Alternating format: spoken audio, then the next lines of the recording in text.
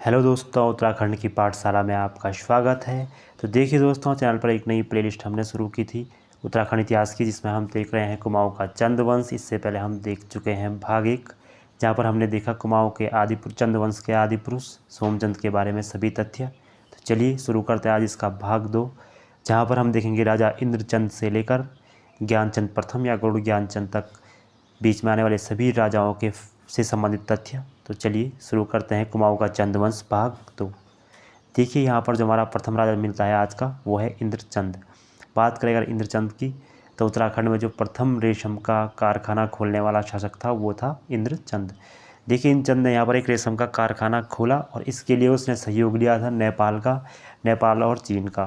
देखिए उसने नेपाल की सहायता से चीन से रेशम के कीड़े मंगवाए और यहाँ पर रेशम का कारखाना खोला। हालांकि ये बहुत ज़्यादा सफल नहीं हुआ, लेकिन उसने ये प्रयास यहाँ पर ज़रूर किया था। अब एक शब्द यहाँ पर आता है पटरंग वाली। देखिए जो पटरंग वाली शब्द है ये प्रचलित था इंद्रचंद के समय में। इंद्रचंद के इतिहास में ये शब्द देखने को मिलता है।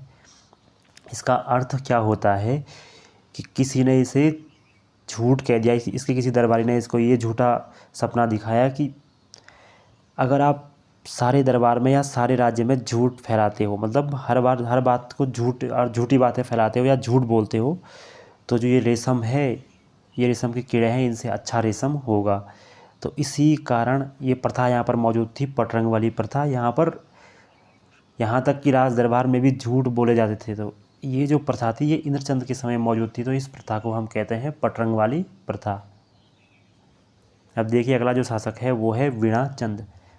अगर हम वीणाचंद की बात करें तो वीणाचंद एक विलासी प्रवृत्ति का शासक था। मतलब वही मौज मस्ती में मस्त रहने वाला जो राज शासन है उससे कोई मतलब नहीं, जनता से कोई मतलब नहीं, सुख दुख का कोई लेना देना नहीं, बस अपने में ही खुश। जो संसाधन होते हैं राजनीतिक, जो हमारे संसाधन उसके पास थे, उनका सिर्फ अपने हित में दुरुपयोग करना, यही काम था वीणाचंद का।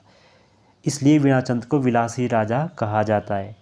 और देखिए अगर कोई राजा विलासी होगा तो अन्य राजा उस पर अटैक करके उसे हटा देगा, क्योंकि उसकी सेना कमज़ोर हो जाएगी। तो देखिए शक शासक जो उस समय था उस क्षेत्र में बीजड़, उसने इसे गद्दी से हटा दिया।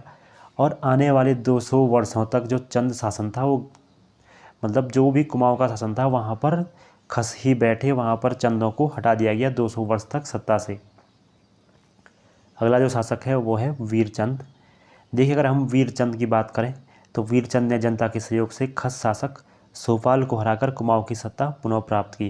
तो देखिए वीणाचंद ने सत्ता को गंवाया था, चंदों को 200 साल तक सिंहासन विहीन कर दिया। जबकि बात करें वीरचंद की, तो वीरचंद ने जनता के सहयोग से खस शासक सोपाल को हराकर कुमाऊँ की सत्ता पुनः प्राप्त की। हालांकि वीरचंद का सहयोग जनता ने किया, लेकिन वीरचंद को लाने में जनता का ही हाथ था। वीरचंद का अपना कोई इंटरेस्ट नहीं था वापस आने का। और एक फैक्ट यहाँ पर है कि वीरचंद का जो सेनापति था उसका नाम था सोन खड़ायन।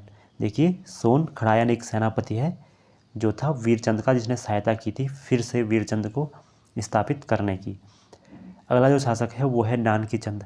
नानकी चंद के बारे में सिर्फ एक ही फैक्ट महत्वपूर्ण है या एक ही तथ्य महत्वपूर्ण है कि देखिए जो अशोक चल का आक्रमण हुआ था, वो जब कुमाऊँ पर अशोक चल का आक्रमण हुआ तो उस समय जो शासक था वो था नानकी चंद।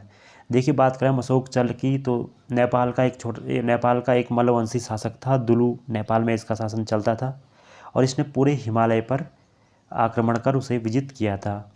बात करें अगर अशोक चल की, तो बाड़ाहाट जो मंदिर है उत्तरकाशी में और गोपेश्वर मंदिर है, यहाँ पर इसके अभिलेख मौजूद हैं और 3 अभिलेख इसके बिहार में मौजूद हैं।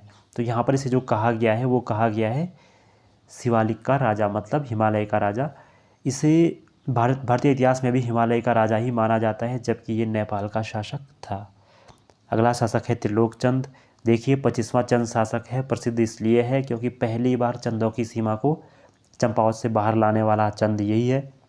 इसने पहली बार सीमा विस्तार किया, अपनी पश्चिमी सीमाओं की तरफ ये बढ़ा। इसने नैनीताल की तरफ सीमा विस्तार करने का प्रयास किया और इसने एक भीमताल में एक छोटे से किले का निर्माण किया। तो देखिए अगर प्रश्न बनता है कि पहली बार चंदों में सीमा विस्तार किस चंद ने किया, तो त्रिलोक चंद वो शासक है जिसने पहली बार सीमा विस्तार किया।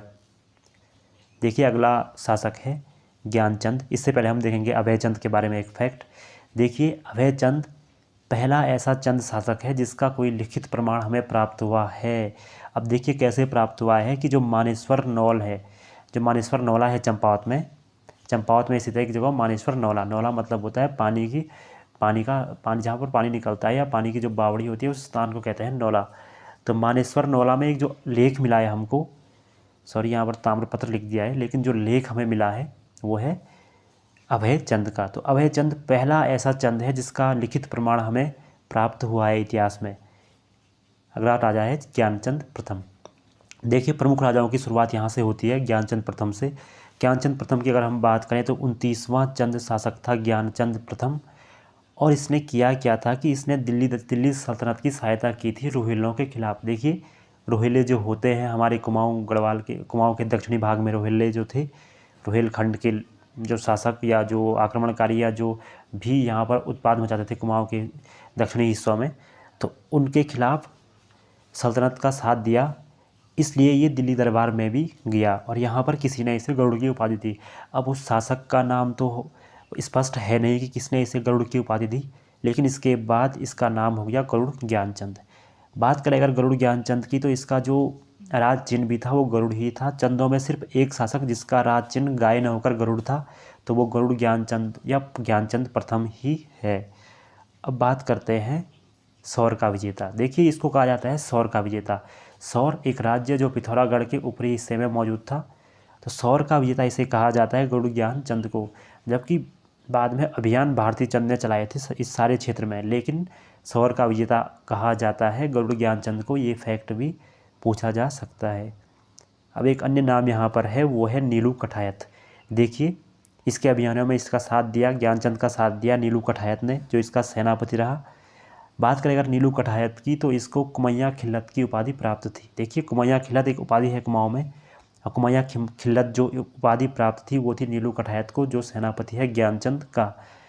बात करें नीलू कठायत की, तो बाद में नीलू कठायत की हत्या खुद ज्ञानचंद प्रथम द्वारा ही षड्यंत्रकारियों ने करवा दी। देखिए वो षड्यंत्रकारियों ने नीलू कठायत को मरवा दिया ज्ञानचंद के हाथों ही, ये कहकर कि ये सत्ता को हथिया सकता है, आपको सत्ता से हटवा सकता है।